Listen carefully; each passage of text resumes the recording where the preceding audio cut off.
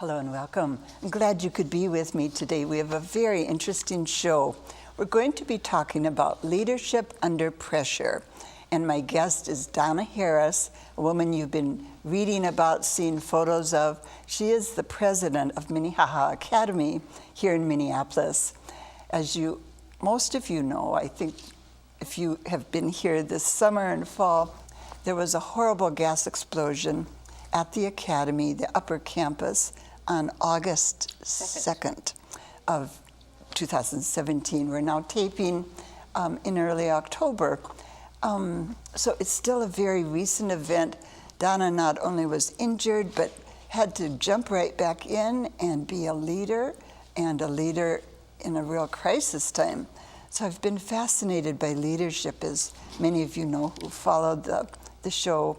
And we're going to talk with her about her personal story, as well as her thoughts on leadership and a crisis to deal with.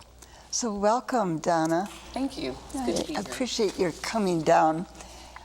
As a social worker in my background training days, I think you are still, in a way, probably a little bit in the shock, stage when you go through such a traumatic event, and yet you've had to jump back in and be the leader. Keep pushing forward. Yeah, yes. It's 2 months has gone by pretty quickly, but I can tell you each day since August 2nd that event has been on my mind, in my heart. I relive it quite regularly. Like that. And but you put one foot in front of the other, as you have to as a leader. And from the day that it happened, my focus was, how do we move forward? How do we get through this horrific event? Mm-hmm. How do we support the people? How do we come together as a community? How do we plan a future that we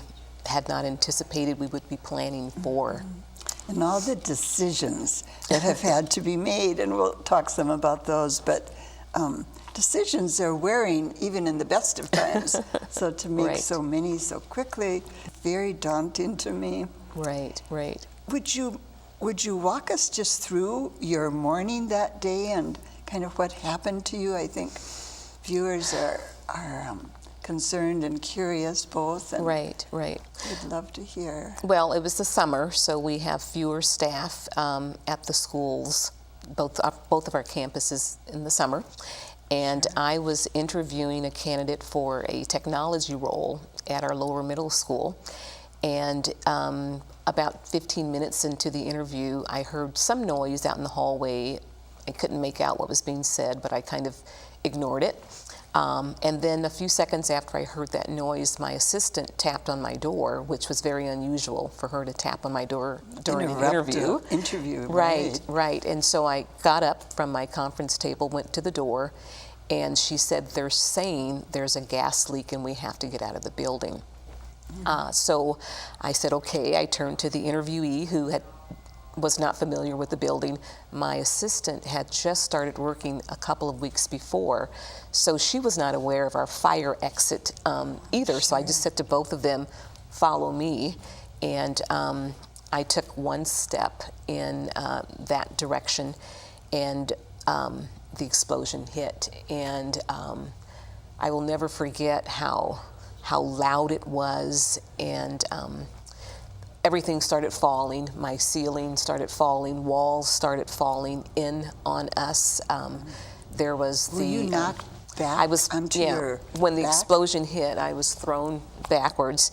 I remember I had on my high-heeled shoes, and somehow one shoe went in one direction and one went in another direction, and items were falling on me. I was wearing a dress, and I just remember things hitting my legs. And I remember all of us saying, what's happening? Because my brain was thinking that, okay, there's a smell of gas, we're gonna walk out of our fire exit. We weren't thinking that the building would explode. No, and of course not. So we were just in shock. We were all asking one another if we were okay, and all of my windows blew out in my office. And so we knew when the explosion hit that we could not continue walking in the direction that I was taking taking us, and so we And you had knew to that. exit. Why, Don, or how? We were just, the explosion hit, and we knew that what was in front of us Was pretty much destroyed, and we couldn't exit that way. It was Okay. just debris everywhere. Walls had fallen everywhere. So we figured we better go backwards, which are the windows to my office. All of the windows had blown out, and so we exited through the windows. And if you were to sit in my office and look out of those windows, you would see a ledge, a roof ledge, because my office is on the second floor.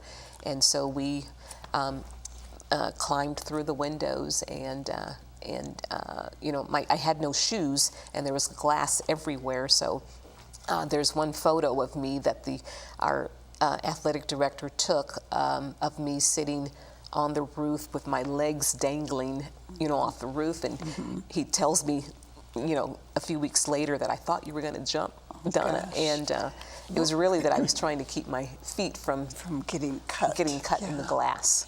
Were you waiting then for someone to come with a there, or Right. what did you think was Right. going And to so, happen next? So right away, when we got out to the ledge, there were helicopters were in the sky. And Already? because I guess the message gets out to first responders and to the media. And so when we got out on the roof, people that were employed by the school, they were all running to get ladders, and it was, it wasn't comical at the time, but when you think about, they were bringing these little 4-foot ladders, no. and none of those ladders were long enough to reach us, and so we knew that eventually the firefighters or police officers would come with the right kind of ladder, and so eventually they came. And were you also thinking in the back of your mind there might be more explosions? That's, I think, what would put a real panicky feeling into one's body. Exactly. That's something you kind of, you're in shock. I know I was in shock. You're not believing what happened. And I remember that day I continually said, I can't believe this happened. I can't believe this happened. And you're out there and you're not sure what caused it to happen. And so you don't know whether another blast is going to hit. And whether, you're going to be out on the ledge when the next blast hits. So how long were you out on the ledge, do you guess, before I would say it was probably came? about 20, 25 minutes. That's a very long 25 minutes, I bet. Yeah, we were seeing others exit from other wings of our building, and people were... you could see that they were emotionally distraught. Everyone was just in shock, and we were milling around and kind of just waiting. And I didn't know the extent of the damage. If you look at the side that we exited from, you see all the windows blown, you see, debris, but it's really the other side of the building that I didn't see until I was released from the hospital about 2 hours later, when I saw that gaping hole and the It was maybe horrific... good you didn't see it in terms of holding yourself together, I think it probably that's true. I didn't realize just the devastation, the horrific blast and the big hole, and actually probably 3 or 4 weeks after the blast, I had an opportunity to be escorted through the building with our salvage folks, and I think that people that have seen the building from the outside, if they were to see the devastation inside, and realizing how wonderful it is that we didn't have students in the building, and other adults in some of the other spaces. 3 weeks later, or 3.5, you would have had a right. Some of those spaces that we use all the time, kids, exactly, would have been filled with people, and so. Now, if you've been reading, and it's been covered very thoroughly, really, you know that the janitor died and a receptionist died. Right. The soccer coach lost his leg. Right. You had 2 sprained ankles. Right. Contusions from my both legs, from the knees below. You know, my legs looked like it had just little rolling heels. You know, from the blunt force of the whatever fell, and you know, I had a knee that was.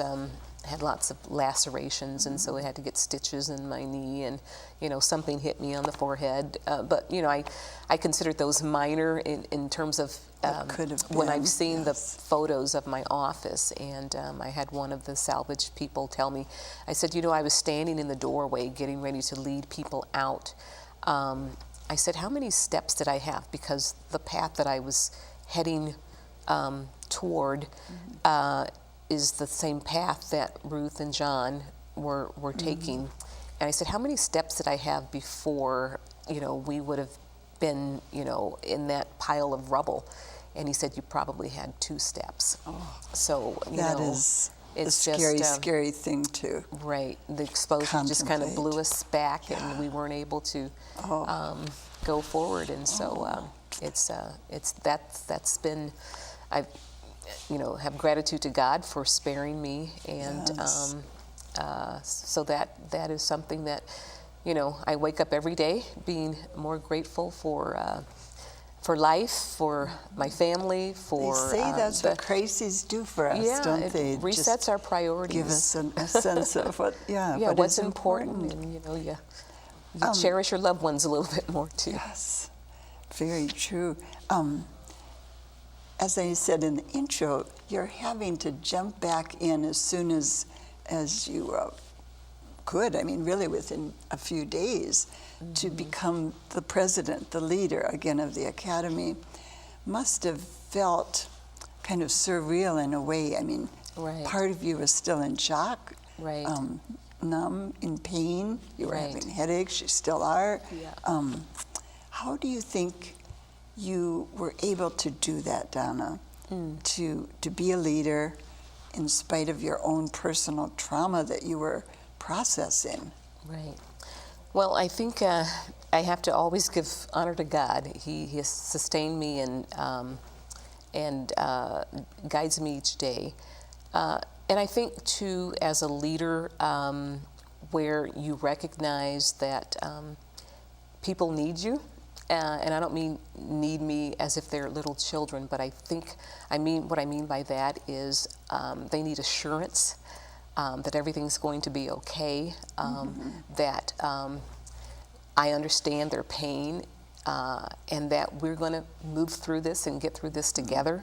And so when they carted me off to the hospital, you know, I wanted to be back. Did you? And so I was released about 2.5 hours later, and came back to school. And while I was in the hospital, I knew that we had a couple of our employees that were missing, and I wanted to know whether, you know, we'd found them. And then I wanted to be with my team.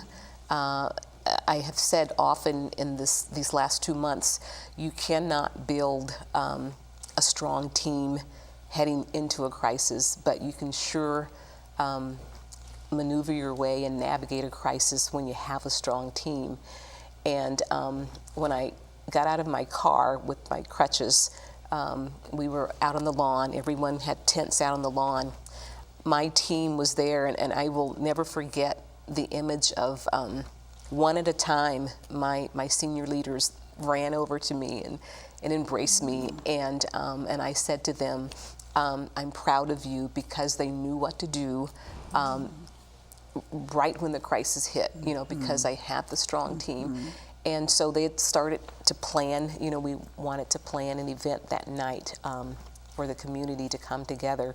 And I remember saying to them, how are we planning this? And, you know, we. And, you know, I'm a collaborative leader, and that's important. And so they said, well, we're going to have a service at the church down the street.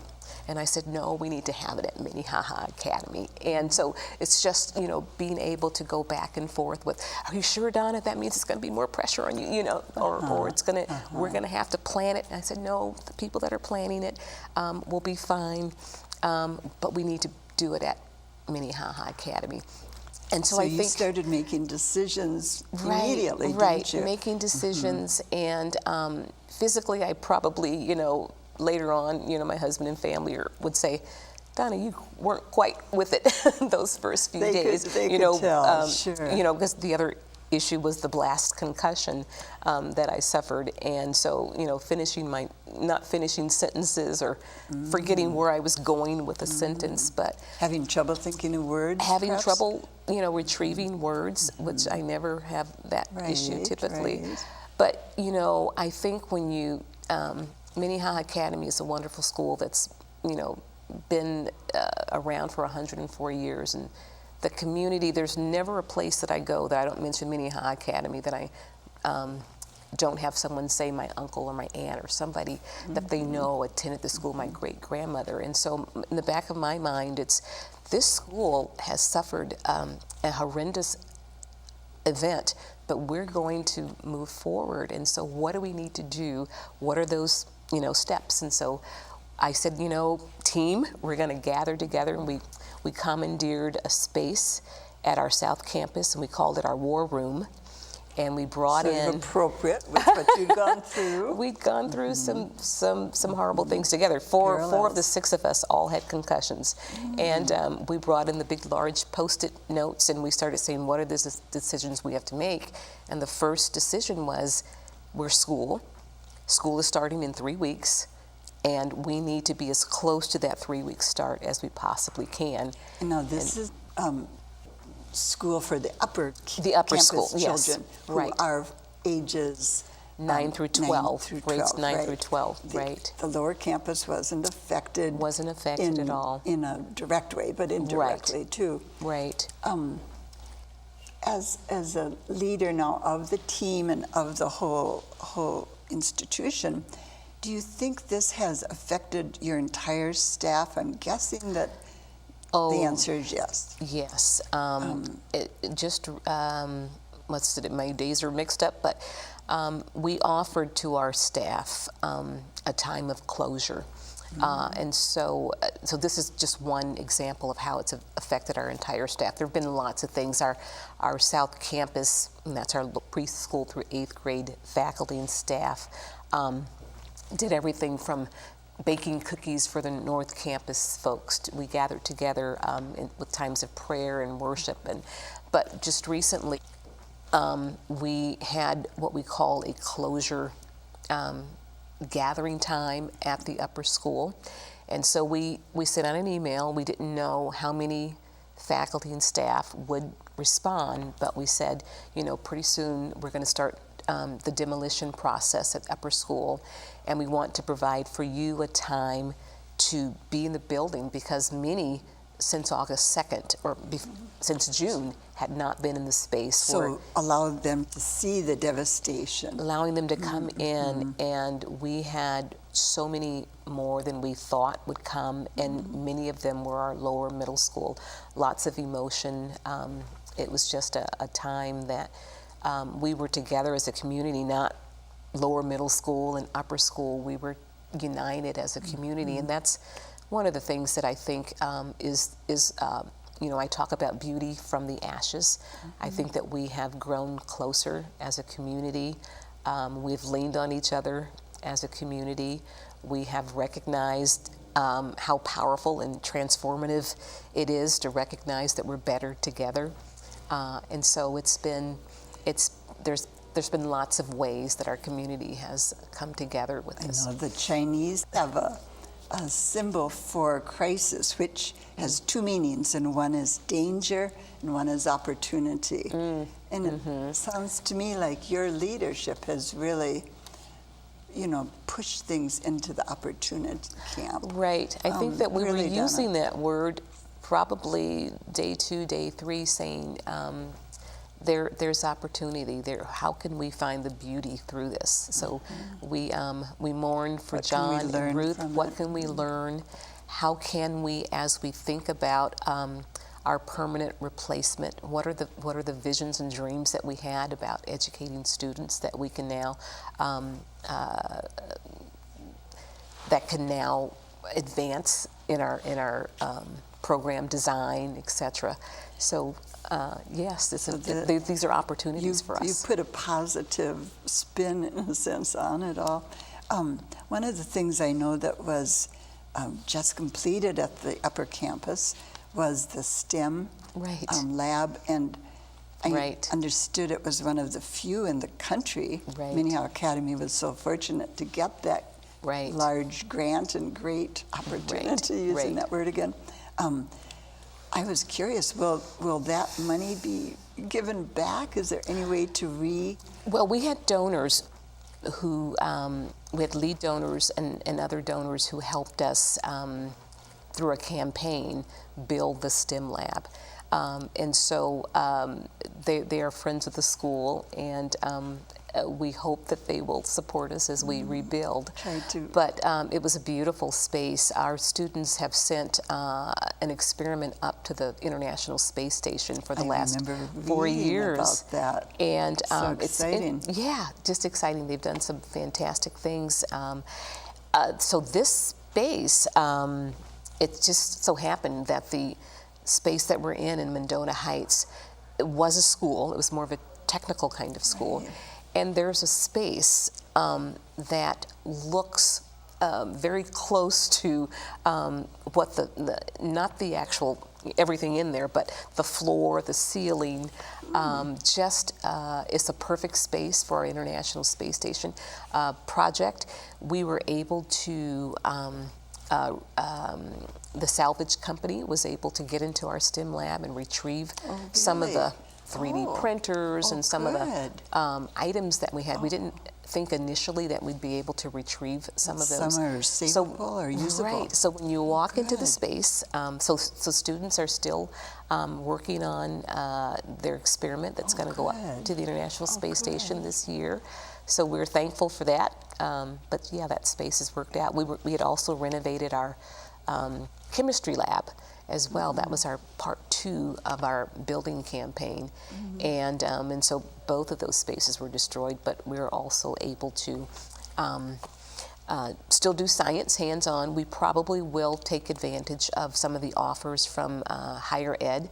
Some of the colleges nearby have invited us to use their space as needed, and if we want to do some hands-on science, we can use their space. So people have been very generous with their offers of inviting us to use their space.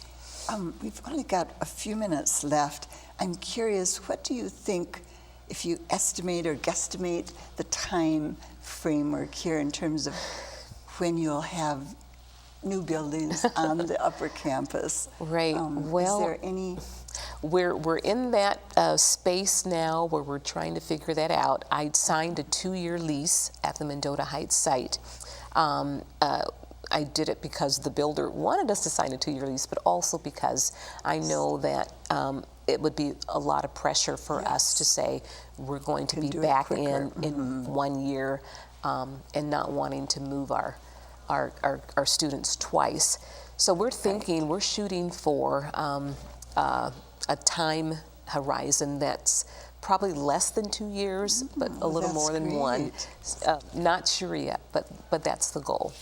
I know in building experiences, things often take longer, there are issues, but that sounds very realistic and hopeful, both. We were able to get into Brown in literally 3 weeks. And that was somewhat of a miracle, That was quite a feat. it? That was a miracle. So we're trusting that this will be able to get into our permanent. But you had other offers too, didn't you? In terms of viable options? Well, yeah, we saw quite a few, but the Mendota Heights site was just by far the obvious choice. It's a third the size, and so kids are cramped a little bit, but it's the space that worked out the best for us and for our programming.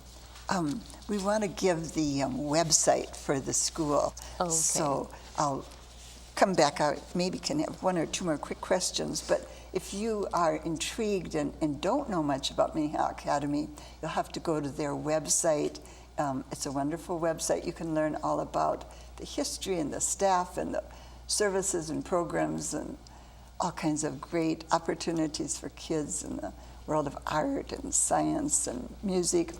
www.minnehahaacademy.net. So check that out. One last question. The kids, the upper school kids, how have they adjusted to this big change in what they thought would be their last year or two?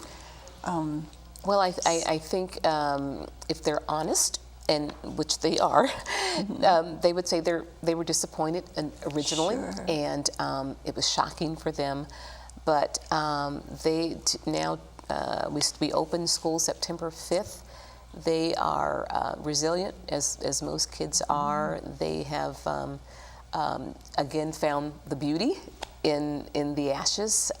They are together, and that's what they wanted. Our family said keep them together, right. 9 through 12 together, and we were able to do that. And the friendships and the relationships are what's important for kids. The relationship with teachers, the activities that they haven't changed. The building is not what it was, but they are together. And so they have been strong. There was a sign that the class of 2018 put on one of the chain link fence around the school that said, "You can't shake our foundation." And so proud of our kids. If you walk into the building, inspiring. Yeah, it's just they're engaged in learning. They're engaged with one another as well. Well, thank you, Donna, so much for coming down thank and you. It's been a telling us pleasure. about your experience and about the school. And I am, as I said, I'm so sure that one of the reasons things are going as well as they are is your very confident and inspiring leadership. So you're a great model for going through hard times individually or as a group or as an institution. So very well done. Oh, well, thank you. Yeah. I'll come back when we rebuild. Okay, we could tell more stories. I wish we had more time now. Thank you for being with us. I'll be back again next week. Until then, have a good week.